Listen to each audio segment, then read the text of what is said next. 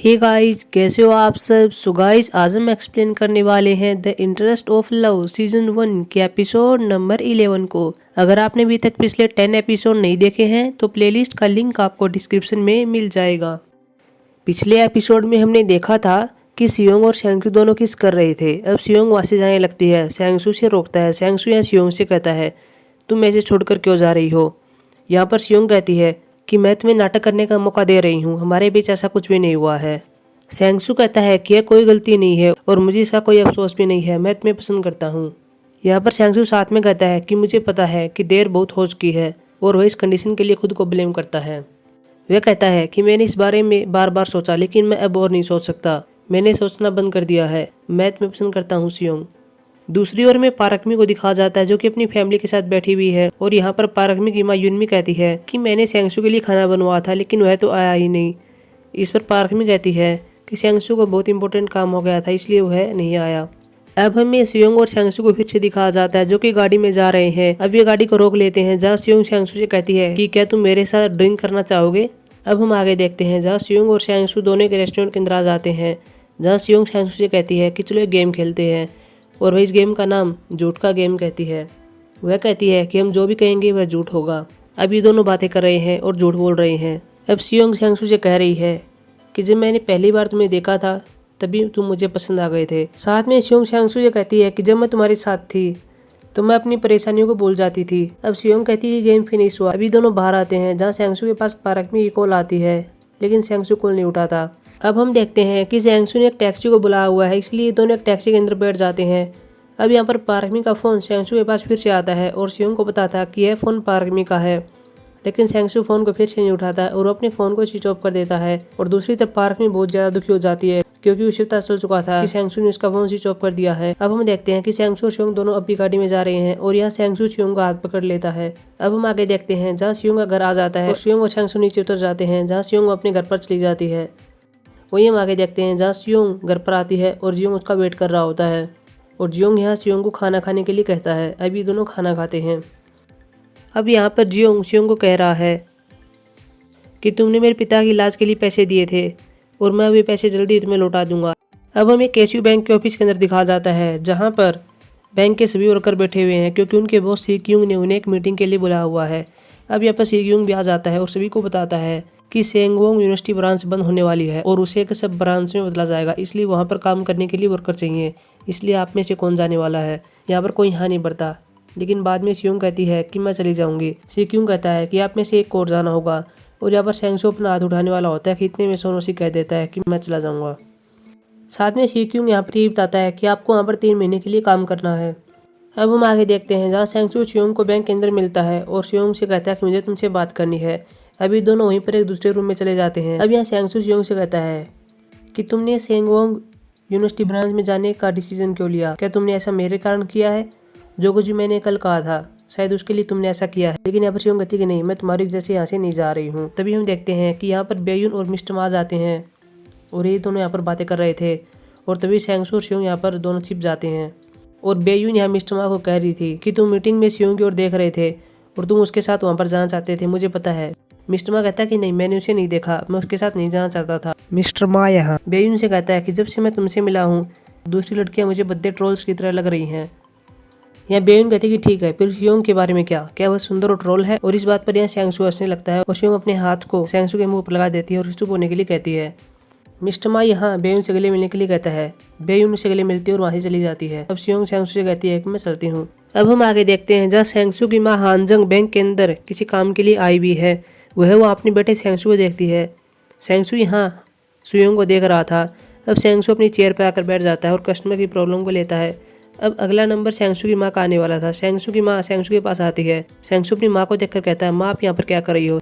यहाँ पर हानजंग कहती है, माँ माँ के रूप में नहीं बल्कि कस्टमर के रूप में आई हूँ और मुझे कुछ लोन चाहिए। तभी हम देखते हैं कि वहाँ पर पारकमी भी आ जाती है और वह सेंगसू की माँ को नमस्ते कहती है। अब सेंगसू की माँ हानजंग दोनों बाहर आ जाते हैं जहाँ सेंगसू अपनी माँ को टैक्सी में बैठा देता है और हानजंग वहाँ चली जाती है। तभी हम देखते हैं कि बाहर पारकमी भी आ जाती है। वह कहती है कि मैं तुम्हारी माँ से मिलना चाहती थी।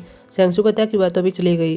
अब यहाँ पर पारकमी सेंगसू को ले लगा लेती है। सेंगसू पारकमी को कहता है कि क्या बात है और पारकमी कहती है कि कुछ भी नहीं है और यहाँ सेंगसू पार्क में गले मिलने में इंटरेस्टेड नहीं है क्योंकि वह पार्क में के हाथ को अपने शरीर से दूर कर देता है जब वो उसे गले मिल रही थी।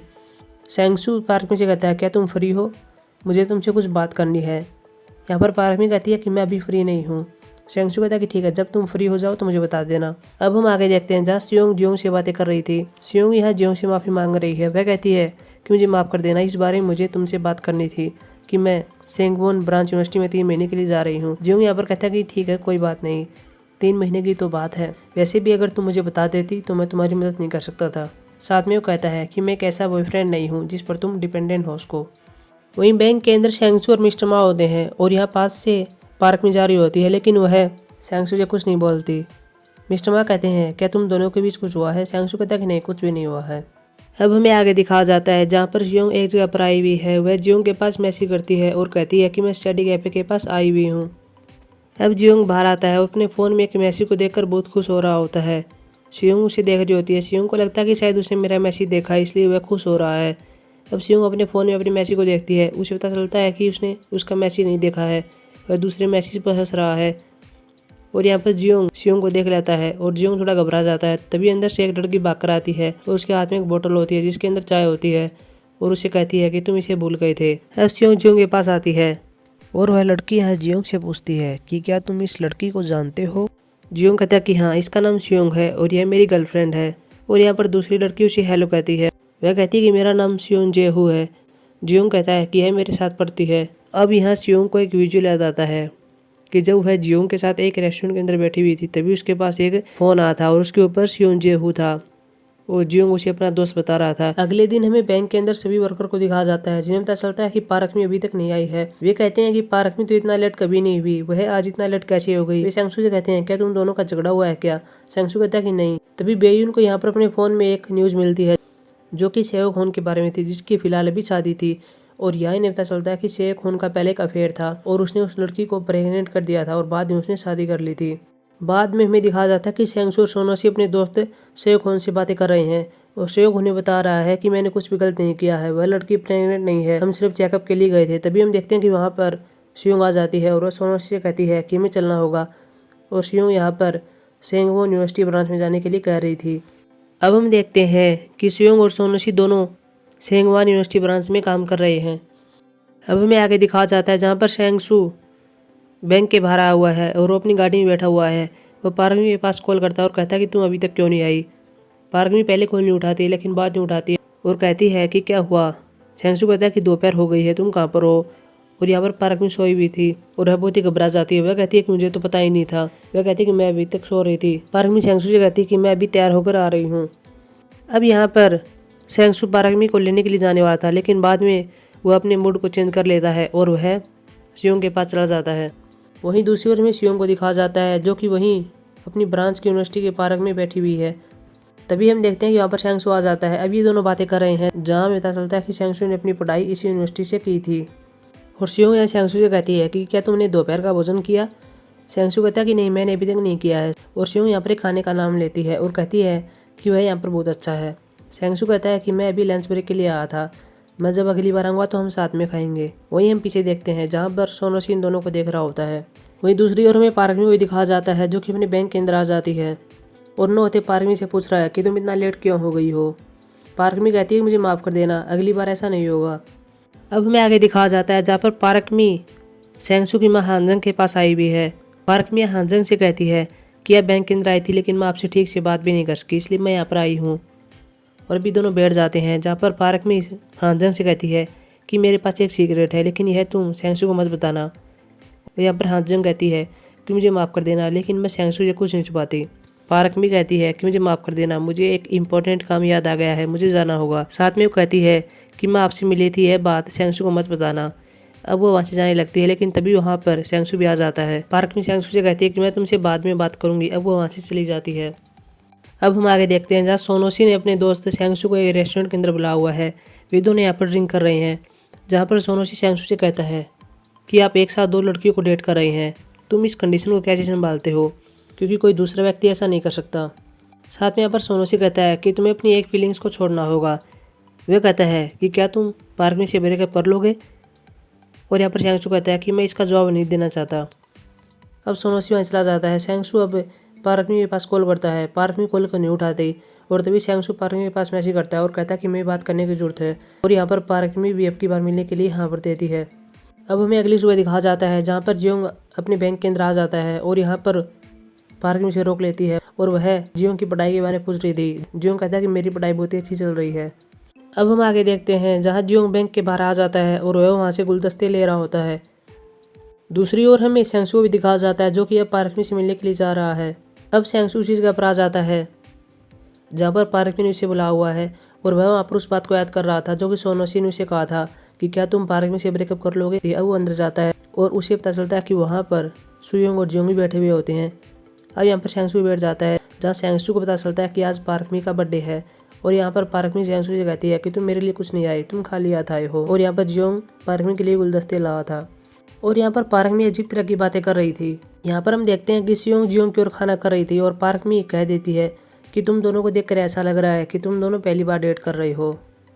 वह सेंगसू से पूछती है कि सेंगसू तुम्हें भी ऐसा ही लग रहा है ना, लेकिन सेंगसू कुछ नहीं बोलता। साथ में पार्क में यहाँ सियोंग और जियोंग से पूछती है कि क्या तुम दोनों खुश हो।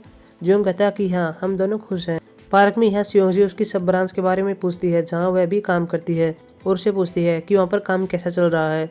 सियोंग कहती है कि वहाँ पर बहुत अच्छा काम चल रहा है और मैं वहाँ पर ज़्यादा बिजी भी नहीं रहती। साथ में पार्क में कहती है कि तुमने और सेंगसू ने दोनों ने 3-4 साल तक साथ काम किया था, तो अब तुम अचानक से वहाँ पर चली गई हो, तो क्या तुम्हें खाली खाली नहीं लगता कि जिसे तुम 3-4 साल से देख रही थी वह तुम्हारे सामने ना हो। और यहाँ पर पार्क में साथ में सेंगसू से पूछती है कि क्या तुम्हें ऐसा नहीं लगता कि जब तुमने सियोंग के साथ 3-4 साल तक काम किया हो और वह तुम्हारे सामने ना हो।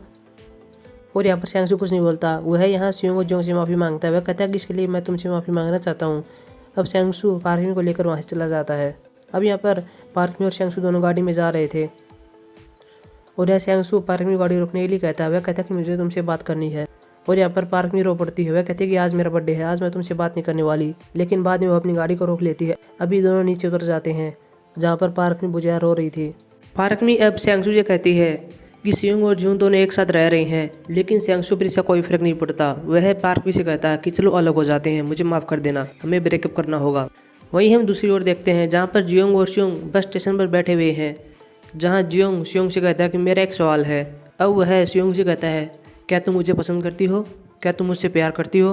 और इसके बाद इस एपिसोड को समाप्त कर दिया जाता है। सो गाइस ये थी हमारी एक्सप्लेनेशन। अब हमारी मुलाकात होगी एपिसोड नंबर 12 में, तब तक के लिए बाय।